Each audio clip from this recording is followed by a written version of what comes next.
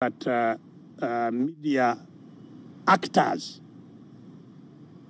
in the media industry are subjected to. Now, what was involved in the state capture beyond the military? After the use of the military, there have been other actions progressively facilitating the capture. One of them, and again started right away in 1986, has been the capture of the economy. Capture of the economy, for the economy to be controlled by the family of Mr. Museveni. And that has had, one can write a book on what has been done to capture the economy. Takeover of state-controlled corporations, or the corporations were taken over, ostensibly in a privatization exercise. The takeover of the financial institutions, the takeover of the cooperatives, and so many other things in capturing the economy and controlling it as a family. That capture of the economy went hand in hand with structural impoverishment of the population. Structural impoverishment of the population, where the population has been progressively disempowered economically through government policies of taxation, of control of land and evictions from land and things like that, control of course, capital and so on and so forth. Thirdly, has been the capture of the means of building knowledge and giving information to people. So denial of information. I was just talking about the capture of the media, but denial of information. That's why we can't all hold meetings with the public, to deny information to the public and to be the sole provider of information and use it to manipulate the people's will by what they know. There has been capture of the politics through commercialization of politics. So first of all, you have an impoverished society and you commercialize, and this has been deliberate, the commercialization of politics, that you can't be elected unless you have tons of money. And that's why even nomination fees for anybody to be nominated has been progressively hiked, so that even just to qualify to be a candidate, you need a lot of money. The commercialization of politics, so that all those who come into the political arena can be controlled. This then has included the patronage system, giving favors for the political elite, mainly favors of jobs, favors of money and means of getting money, business and so on, led to the control of the elite. by patronage.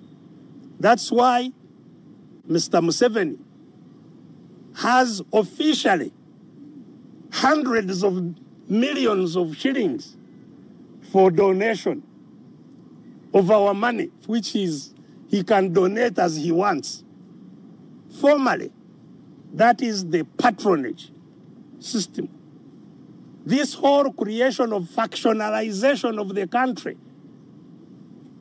chopping up to get more districts, more sub-counties, more parishes, more what, so that they can appoint chiefs, can appoint RDCs, can appoint what, to give jobs for patronage. That all has been part of the construct of state capture.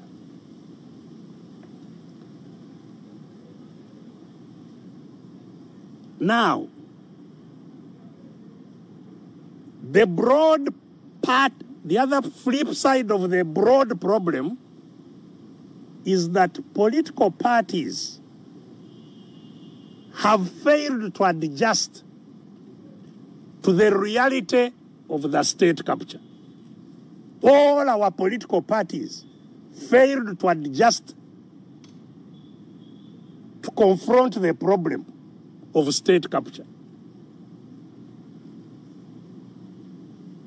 If you have a problem and you don't adjust to be able to solve it, it destroys you. It's like, you know, the reason we are black and some people in the world are white, it is because of the problem of the sun. We who live under the sun the whole year round, and a very strong sun that comes direct closest, we are closest to the sun because of where we are on the globe. If we did not develop the black pigment to protect us against the sun rays, we would be destroyed by cancer, by skin cancer. So that's why when Europeans come here, they have to use a sunscreen. They have developed oils that screen, that protect them against the sun. So you have to adopt to defeat the problem. That's why viruses are still rampaging the world, because viruses have the greatest capacity to adapt to the problems they confront. You make a medicine that will destroy them in another way, they must adapt immediately by changing their form to defeat the medicine. And that's why you hear of variants. Viruses produce variants to defeat those who want to destroy them. Parties have not learned from viruses to adapt themselves to the problem of state capture. Parties have continued to act as if they are democratic institutions functioning in a democratic society, where there are two main roles of political parties would play out, which is, first of all, organizing the political ideas into a coherent political program. That is the first role of political parties, to aggregate ideas of citizens into a coherent political program that can manage a country. And secondly, to develop leaders for elections so that they are chosen to manage, to implement their program. When there is state capture, with all the components that I have been talking about, you are not going to just present yourself like a political party functions in Europe, that, you know, you are organizing democratically in a free environment, and you are going to compete in the same politics that I told you are captured by commercialization. So everybody you see in parliament there has paid his way. I hear now the minimum you have to spend to get into parliament is like 500 million at the time of the last election. By the next election, I guess it will be like $1 billion before you are able to join parliament. And the same going downwards. And I have told you, the economy is under the capture of Mr. Museveni. So, where will you get the billions to participate in the politics? Even to be nominated, for a person to be nominated, you need 3 million to be nominated to parliament.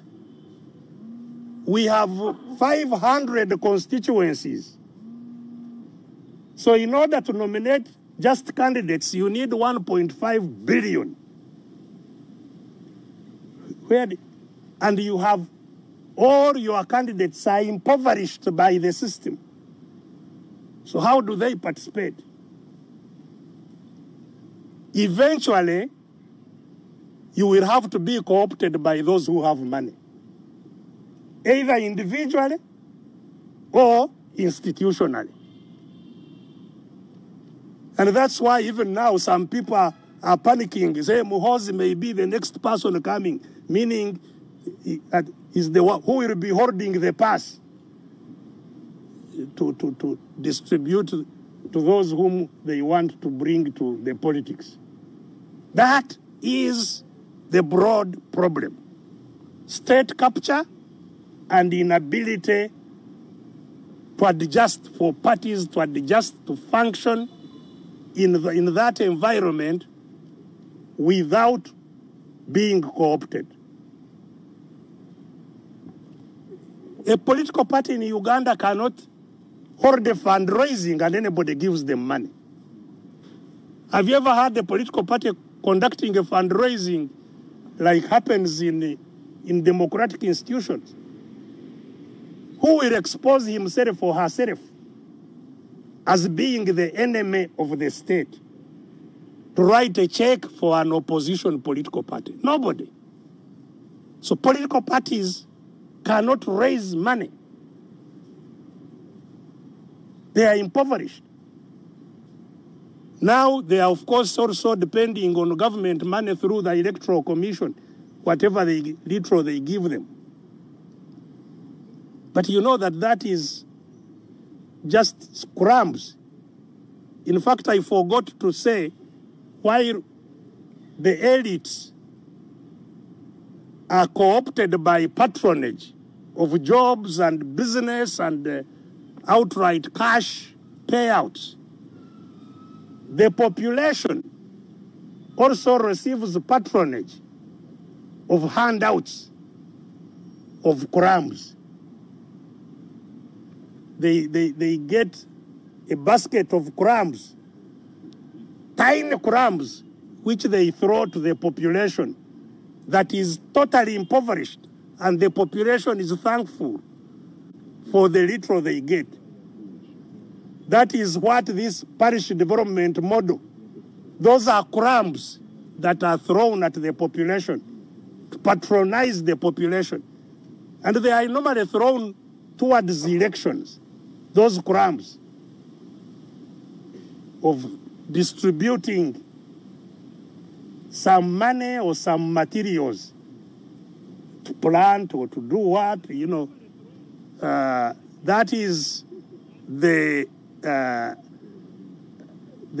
patronage to the population. So the political parties which cannot raise money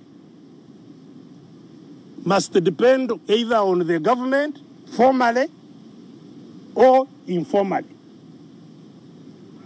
If you want to conduct a meaningful campaign, you will have to adapt. And you also know that if you want to be elected, because the person to announce the results is the capital of the state, because who announces the results? It is Mr. Museveni and his captured institutions. So if you want to be announced a winner, you have to play ball with what they want. Even if you are from the opposition, you have to be friendly in order to be announced a winner. That's why Mr. Museveni was saying there is good DP and bad DP. The good DP, he can allow them to be announced. Those are indeed not harmful to him and what he's doing. And that goes for all political parties. There will be good FDC, bad FDC, good NUP, bad NUP. You know, depending on who has aligned themselves with them. So this is the problem. State capture, failure to adapt, to find means of surviving the hostile environment of state capture by political parties. In the FDC, I became completely convinced on what has possibly created this kind of situation. Number one is the two centers of power that we have in the party today.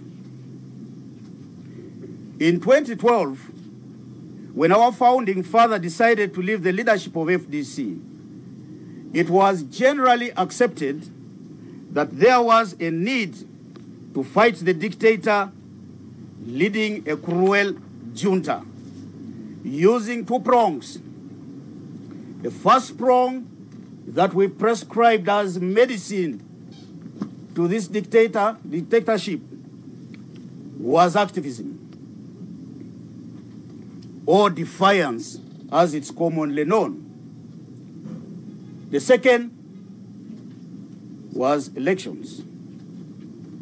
The formation of the People's Government, whose founding I was part of, was meant to reclaim our victory of 2016 using civil disobedience.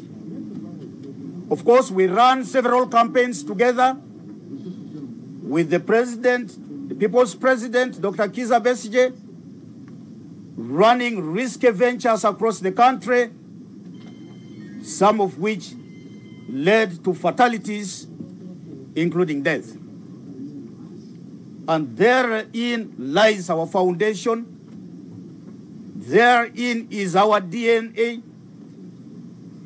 the foundation of which was built on defiance, the foundation of which was watered by the blood of common Ugandans.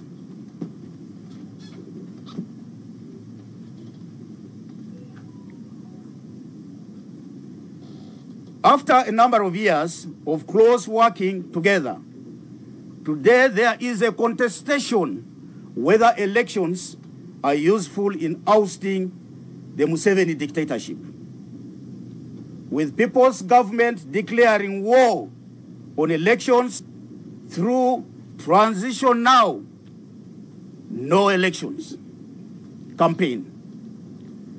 This approach conflicts with Article 12 of the FDC Constitution, which commands members to register and vote and to canvass for votes. Ironically, the Deputy President of the People's Government, who also doubles as the Lord Mayor of Kampala, Elias Lukwago, continues to hold an elective office, making it unbelievable that this is a serious campaign that is being brought to Ugandans. I see this as the highest hypocrisy amongst some of our colleagues who have chosen to preach water but drink wine. The FDC maintains that both elections and activism are powerful and useful tools and will be used hand in hand in our bid to bring down the dictatorship in Uganda. For any organization to strive, there is a need to have one central command. Today, the FDC finds herself having two competing centers of power, one residing at number 6 Katonga Road and the other at Najanankumbi. Both these centers of power are fighting for the same political space. We are going to be trying to work within a very short time to narrow the gap between the two in order for us to work in harmony. The second issue that seems to be bringing this conflict is the issue relating to our election of 2021. As the country is aware, the FDC took a resolution to participate and field candidates in every position as much as possible. I was FDC flag bearer and definitely took the lead in this entire campaign on behalf of FDC in 2021 general elections, mainly in defense of my party. I took a great risk and made great sacrifices because I had the option of running and winning as member